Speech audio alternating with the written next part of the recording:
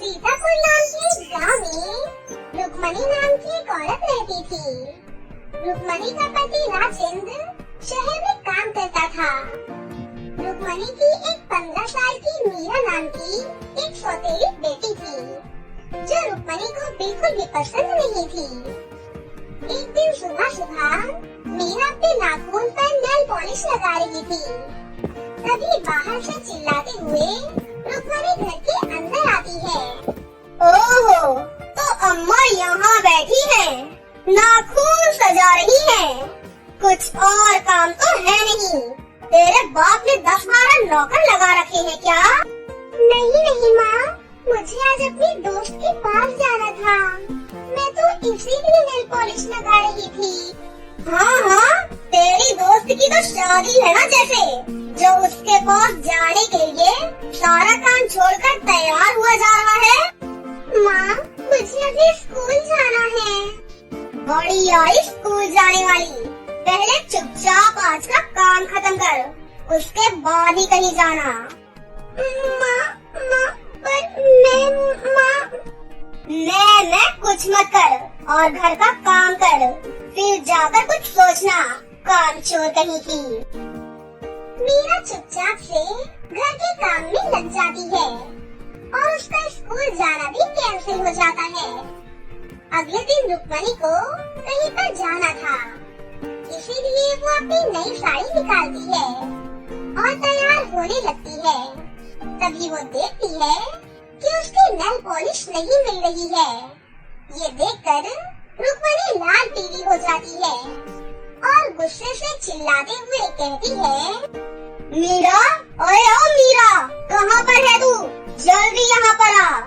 मीरा दौड़ते हुए रुक्मणी के पास आती है। हाँ, क्या हुआ माँ, क्या हुआ? ज्यादा भोली बनने की कोशिश मत कर, चुपचाप बता, मेरी नेल पॉलिश कहाँ रखी है तूने? माँ, मैंने आपकी नेल पॉलिश नहीं ली है। देख मीरा, मैं अच्छे से जानती हूँ कि जितना कोरोना में मरीजों को ऑक्सीजन की जरूरत थी ना, उतना ही तुझको नेल पॉलिश की जरूरत है। चुपचाप सच सच बता दे, वरना अच्छा नहीं होगा। माँ, मैं सच कह रही हूँ, मेरा विश्वास करिए माँ। तू ऐसे नहीं मानेगी, तुझे तो मैं अभी बताती हूँ।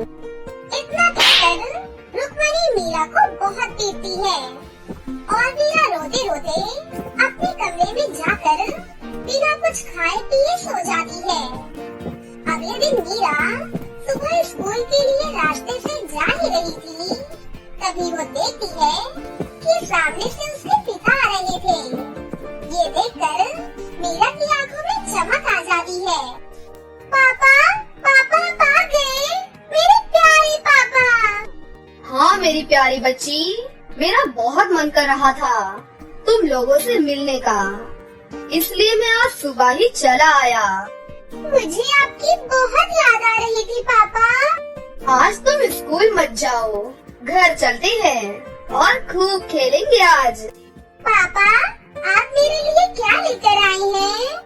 मुझे पता है तुम्हें सबसे ज्यादा क्या पसंद है, इसलिए मैं तुम्हारे लिए तुम्हारी फेवरेट चीज लेकर आया हूँ। वाह पापा, मैं बहुत खुश हूँ। पापा, मुझे भी आपके साथ शहर जाना है, अब मैं यहाँ पर नहीं रहूँगी। हाँ बेटा, मैं तुम दोनों को लेने ही आया हूँ। माँ भी हमारे साथ जाएंगी क्या? क्यों, क्या हुआ? कोई परेशानी है क्या? नहीं नहीं पापा, सब कुछ ठीक है। दोनों बातें करते हुए घर वापस पहुँच जाते हैं। घर आने के बाद उन्हें पता चलता है कि रुक्मणी कहीं गई हुई है। जब तक माँ वापस आती है, तब तक आप मेरा गिफ्ट मुझे दे दीजिए ना पापा। अच्छा ठीक है बेटा। मीरा के पिता अपना बैग खोलते हैं और उसमें से 2 सुंदर से नेल पॉलिश निकाल कर मीरा को दे देते हैं, जो कि सोने और चांदी की थी और बहुत ही चमक रही थी। ओह वाह, मजा आ गया पापा, आप तो मेरी पसंद की नेल पॉलिश लाई हैं। इससे तो मेरे नाखून चमक चमकने लगेंगे। मैं जानता था कि ये सोने चांदी की नेल पॉलिश तुम्हें बहुत पसंद आएंगी, इसलिए मैं तुम्हारे लिए यही लेकर आया हूँ। हाँ पापा, मैं अभी से लगाती हूँ। बेटा मीरा, मैं गांव में अपने कुछ दोस्तों से मिलने जा रहा हूँ। ठीक है पापा, आप जाइए। मीरा के पिता अपने दोस्तों से मिलने चले जाते हैं और मीरा नेल पॉलिश लगाने में बिजी हो जाती है। मीरा नेल पॉलिश लगाकर खुशी से नाचने लगती है। तभी रुक्मणी घर पर वापस आ जाती है। वो मीरा को नाचता हुआ देखकर आग बगोला हो जाती है। मीरा, तू अभी तक यहाँ पर नाच रही है? माँ, ये देखो, सोने और चांदी की प्यारी सी नेल पॉलिश। इससे मेरे नाखूनों में कितनी चमक आ जाएगी। देखो, कितनी चमक रही है मेरे नाखून। तेरी इतनी हिम्मत, तू घर का सारा काम छोड़कर नाच गाना कर रही है। आज तो मैं तेरे नाखून ही नहीं छोड़ूंगी। ना रहेगा बांस और ना बजेगी बांसुरी। माँ, सॉरी माँ, मुझे प्लीज माफ कर दीजिए ना माँ। मैं अभी घर का सारा काम कर देती हूँ। आज तो तेरा हमेशा के लिए खेल ही खत्म कर देती हूँ मैं। रुक्मणी गुस्से में रसोई घर में जाती है और वहाँ से एक चाकू लेकर आती है। रुक्मणी उस चाकू से मीरा के सारे नाखून जड़ से उखाड़ देती है। इसमें मीरा को बहुत दर्द होता है और मीरा जोर जोर से चिल्लाकर रोने लगती है। माँ, ये नेल पॉलिश मेरे लिए पापा लेकर आए थे। पापा? मतलब वो आ चुके हैं? हाँ, पापा गाँव में अपने दोस्तों से मिलने गए हैं। फिर मीरा रोते हुए अपने कमरे में भाग जाती है और रोते रोते सो जाती है। अगले दिन में मीरा को सोकर उठने में बहुत लेट हो जाती है। रुक्मणी को ये देखकर बहुत गुस्सा आता है और वो मीरा के कमरे में जाती है और बोलती है, ओहो, महारानी भी अभी तक सोई हुई है। लगता है कल की मार भूल गई। बाप का लाड ज्यादा ही सर चढ़ रहा है। उसके बाद मीरा रुक्मणी को अपने नाखून दिखाती है। मीरा के नाखून देखकर रुक्मणी के तो होश ही उड़ जाते हैं, क्योंकि मीरा का घाव बिल्कुल ठीक हो गया था। और इतना ही नहीं, उसके नाखून सोने के बन चुके थे। हे भगवान, ये कैसे हुआ? रुक्मणी की आवाज सुनकर मीरा के पिता भी वहाँ पर आ जाते हैं। अरे भाई, क्या हुआ? कोई हमें भी तो बताओ। देखिए जी, मीरा के नाखून कितने बड़े और सोने के हो गए हैं। अरे वाह, अब तो हमारी बेटी राजकुमारी हो गई है। और हाँ, मैं तुम्हें ये बताने वाला था कि तुम दोनों अब मेरे साथ चलोगी। अब हम तीनों आराम से शहर में ही रहेंगे। ये सुनकर सभी बहुत खुश होते हैं और मीरा के पिता मीरा और रुक्मणी को अपने साथ शहर ले जाते हैं। शहर जाने के बाद मीरा अब राजकुमारियों की तरह रहने लगती है और घर का सारा काम रुक्मणी को ही करना पड़ता था। बहुत समय पहले की बात है। सोनपुर गांव में सिंड्रेला नाम की एक बहुत ही प्यारी हंसमुख लड़की रहती थी। वह दिखने में बहुत ही खूबसूरत थी। उसकी नीली नीली आंखें और लंबे बाल उसकी खूबसूरती में चार चांद लगाते थे। लेकिन बदकिस्मती से अचानक उसकी माँ का देहांत हो गया। माँ के गुजर जाने के बाद सिंड्रेला के पिता ने अनुराधा नाम की औरत से दूसरी शादी कर ली। अनुराधा की पहले से ही एक बेटी थी, किंजल। कुछ दिनों तक तो सब कुछ ठीक ठाक था, लेकिन सिंड्रेला के ऊपर दुखों का पहाड़ तब टूट पड़ा जब उसके पिता भी इस दुनिया को छोड़कर हमेशा के लिए चले गए।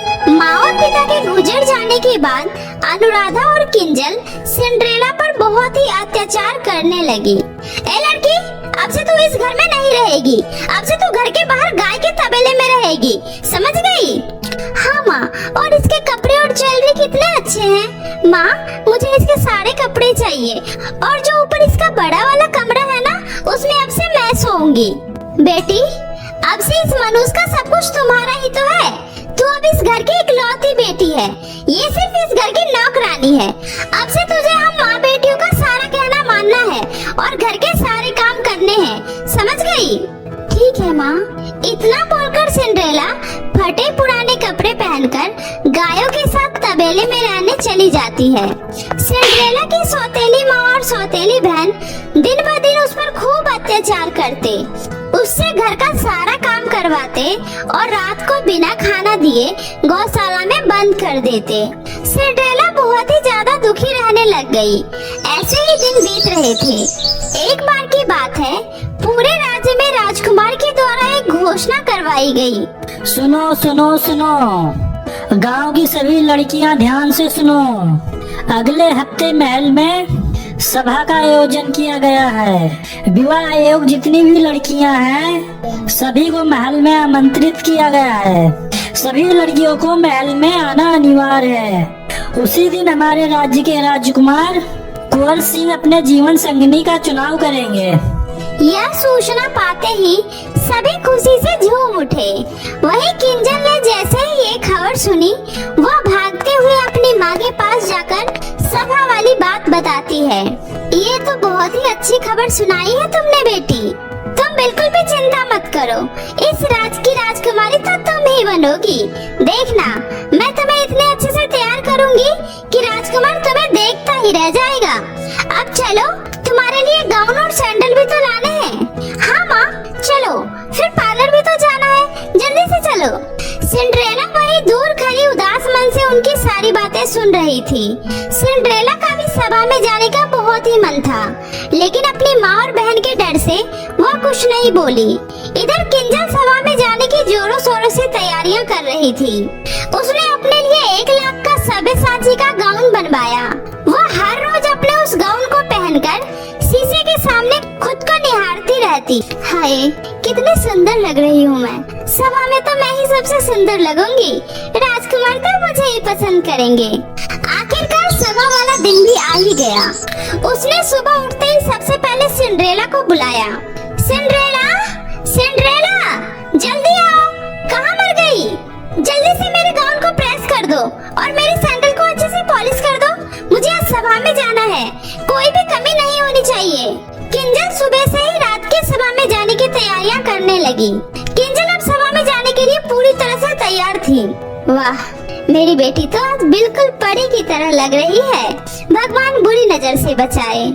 तभी सिंड्रेला डरते डरते अपनी माँ से कहती है, माँ, क्या मैं भी आप लोगों के साथ सभा में जा सकती हूँ? उन्होंने तो गांव की सभी युवा लड़कियों को बुलाया है ना? ये सुनकर दोनों माँ बेटी जोर जोर से हंसने लगी। शकल देखी है अपनी, बढ़िया ही सभा में जाने वाली। अरे, राजकुमार को अपने लिए राजकुमारी चाहिए, नौकरानी नहीं, समझी? चलो माँ, हम चलते हैं। हाँ हाँ, चलो बेटा, कहीं देर ना हो जाए। और सुन नौकरानी, हमारे आने से पहले घर का सारा काम हो जाना चाहिए, समझी? उनके जाने के बाद सिंड्रेला घर में अकेले बैठकर खूब रोती है। आखिर मैं सभा में क्यों नहीं जा सकती? क्या मैं इंसान नहीं हूँ? आज गांव की सभी लड़कियाँ कितनी खुशी खुशी सभा में गई है, और एक मैं हूँ जो यहाँ घर में अकेली बैठी हूँ। आज मेरे माँ बाबा जिंदा होते तो मेरे साथ ये सब नहीं हो रहा होता। सिंड्रेला रो ही रही थी कि तभी कमरे में अचानक एक प्रकाश हुआ और वहाँ एक बहुत ही खूबसूरत परी प्रकट हुई। प्यारी सिंड्रेला, चुप हो जाओ, उठो, मैं तुम्हें सभा में ले जाने आई हूँ। क्या सच में? पर मैं कैसे उस सभा में जा सकती हूँ? मेरे पास तो एक भी कपड़े नहीं हैं। तुम चिंता मत करो, मैं हूँ ना। इतना बोलकर परी अपना जादुई छड़ी घुमाती है और सिंड्रेला को एक बहुत ही खूबसूरत राजकुमारी में बदल देती है। सिंड्रेला उस दिन बहुत ही खूबसूरत लग रही थी। उसने एक बहुत ही खूबसूरत गाउन पहन रखा था और उसके पाँव में चमचमाती हुई लाल सैंडल थी। सिंड्रेला, अब तुम सभा में जाने के लिए बिल्कुल तैयार हो, पर एक बात का ध्यान रखना, तुम 12 बजे तक ही इस रूप में रहोगी। 12 बजे के बाद तुम फिर से अपने पहले वाले रूप में आ जाओगी। सिंड्रेला, अब तुम जाओ। सिंड्रेला परी का धन्यवाद कर सभा में चली जाती है। सिंड्रेला जैसे ही महल में प्रवेश करती है, सभी की नजर सिंड्रेला पर ही टिकी रहती है। सिंड्रेला पूरे सभा में सबसे सुंदर और मासूम लग रही थी। सिंड्रेला के इस बदले हुए रूप को उसकी सौतेली बहन और सौतेली माँ भी नहीं पहचान पाई और हैरानी से सब सिंड्रेला की तरफ ही देख रहे थे। सिंड्रेला आज वाकई सबसे प्यारी लग रही थी। तभी अचानक राजकुमार कुंवर सिंह की नजर सिंड्रेला पर गई। राजकुमार को सिंड्रेला पहली बार में ही पसंद आ गई और वो उनके पास जाकर उसे डांस करने के लिए पूछा। सिंड्रेला खुशी खुशी राजकुमार के साथ डांस करने के लिए हाँ कर देती है। डांस करते करते अचानक सिंड्रेला की नजर दीवार में टंग रही घड़ी पर जाती है। हे भगवान, परी ने तो कहा था 12 बजते ही मैं फिर से वही फटे पुराने कपड़े में आ जाऊंगी। 12 बजने में कुछ ही मिनट बाकी थे।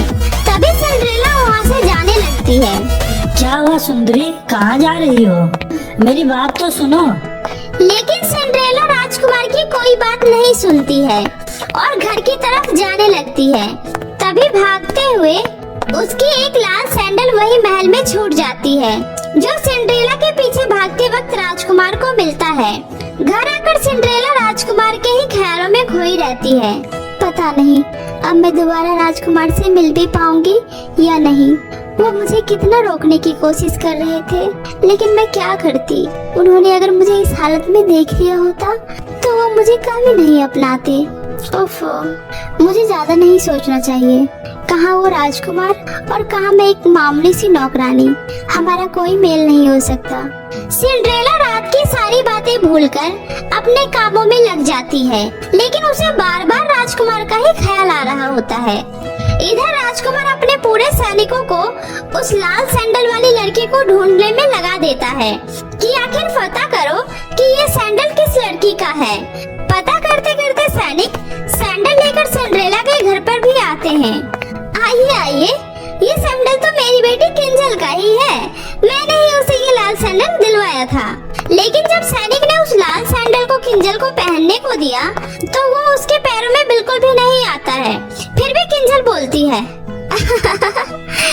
मेरी माँ ने आपसे बिल्कुल सही कहा था, ये मेरी ही सैंडल है। देखिए मेरे पैरों में कैसे आ गया। झूठ की भी हद होती है, ये सैंडल तो तुम्हारे पैरों से भी बड़ा है। इतना बोलकर वो सैनिक वहाँ से जाने लगता है। तभी उसकी नजर गौशाला में काम कर रही सिंड्रेला पर जाती है। तुम कौन हो लड़की? तुम इस सैंडल को पहन के दिखाओ। अरे सैनिक जी, इस गरीब नौकरानी को कहाँ ये सैंडल आएगी। बेचारी ने जिंदगी में सैंडल पहनना तो दूर देखा भी नहीं है, उसे रहने दीजिए। तुम चुप करो। राजकुमार का हुक्म है सभी लड़कियों को सैंडल पहनाकर चेक किया जाए, तो तुम हमें हमारा काम ना ही सिखाओ तो बेहतर है। सिंड्रेला जैसे ही उस सैंडल को पहनती है, वो सैंडल उसके पैरों में बराबर आ जाता है। क्या ये सैंडल आपका है? जी, ये मेरा ही सैंडल है। फिर सिंड्रेला को सैनिक राजकुमार के पास लेकर आता है। सिंड्रेला को देखकर राजकुमार कहते हैं, क्या तुम वही रात वाली प्यारी सी लड़की हो? तुम सभा से क्यों चली गई थी? मैंने तुम्हें कहाँ कहाँ नहीं ढूंढा। खैर, अब तो तुम मिल ही गई हो। मैं तुमसे ये कहना चाहता हूँ कि तुम मुझे सभा में सबसे खूबसूरत और प्यारी लड़की लगी। क्या तुम मुझसे शादी करोगी? यह सुनकर सिंड्रेला के तो खुशी के ठिकाने नहीं रहते। सिंड्रेला शर्माते हुए हाँ कर देती है और फिर बहुत ही धूमधाम से राजकुमार और सिंड्रेला की शादी हो जाती है और फिर दोनों खुशी खुशी रहने लगते हैं।